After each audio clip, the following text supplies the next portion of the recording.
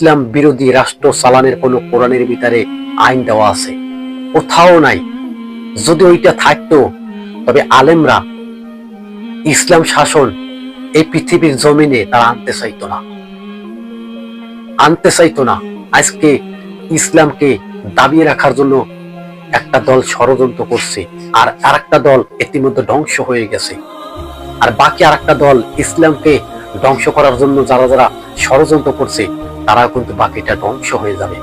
কিভাবে ধ্বংস হয়ে যাবে, কিভাবে ধ্বংস হবে, কেমনে ধ্বংস হবে, কোন কাজ করলে ধ্বংস হবে, এটি টের পাবেন।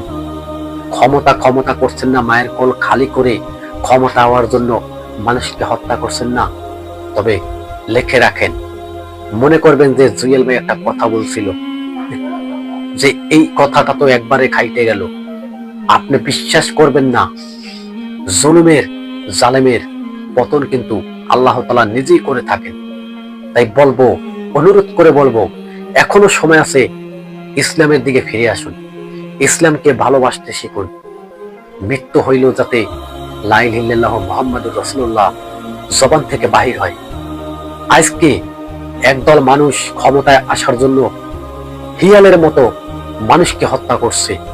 আর হত্যা করছে কাদের দেখছেন? বড় বড় আলেমদের হত্যা করছে। যারা ইসলামের নেতৃত্ব দেবে তাদেরকে হত্যা করছে ষড়যন্ত্র করে। আজকে স্পষ্ট জানতে চায় বাংলার 18 কোটি মানুষ, কেন এই জমিনের ভিতরে আরো রক্ত ঢালতে হয়েছে? ইসলামকে আনার জন্য কি বাংলাদেশে আরো রক্ত লাগবে? আপনি ভাবুন তো, 99% একটা মুসলমানের একটা রাষ্ট্র, এই রাষ্ট্রের ভিতরে কি আপনি পারবেন কোনোদিনও ইহুদি কাজ কারবার করে শাসন করতে? পারবেন না, আর পারতে দেওয়া কিন্তু হবেও না। বাংলার 18 কোটি মানুষ কিন্তু বুঝে গেছে, আপনারা ক্ষমতায় আসার আগে করছেন এই, ক্ষমতায় যাওয়ার পরে আপনারা কি যে করবেন তা কিন্তু জনগণ বুঝে ফেলছে। জনগণ এত বোকা না, জনগণ জানে গত 16টা বছর বিচার হয় নাই জমিনে, বিডিআর হত্যার বিচার হয় নাই, আলেম হত্যার বিচার হয় নাই, দেশপ্রেমিকের বিচার হয় নাই। আপনারা ভাবছেন যে বাংলাদেশটাকে ক্ষমতায় গিয়ে আমরা প্রতিশোধ নেব? তবে বলবো, সাবধান হয়ে যান, সাবধান হয়ে যান। ইতিহাস পড়ে দেখুন, নমরুদ, সাদ্দাত, ফেরাউন কিভাবে মারা গেছিল। নমরুদ আল্লাহ তাআলার সাথে ডাইরেক্ট যুদ্ধ ঘোষণা দিছিল, আল্লাহর সৈনিক একটা মশাই মাত্র যথেষ্ট।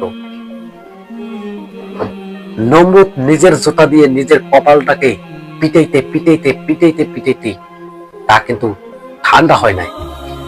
আল্লাহ তাআলা মশাকে হাতেই দিয়ে দিল, মশা বাহিনী তোমরা কি করো, তোমরা এখনো বসে আছো, তোমরা নমরুদের নাকের ভিতর থেকে চলে যাও মস্তকের ভিতরে। ওই মশা কিভাবে ছিনল এই নাকের ফোঁটা, এই নাকের ভিতর দিয়ে চলে গেল, গিয়ে এভাবে কামড়াইলো, মস্তকে কামড়াইতে একবারে মেসাকার করে ফেলছে।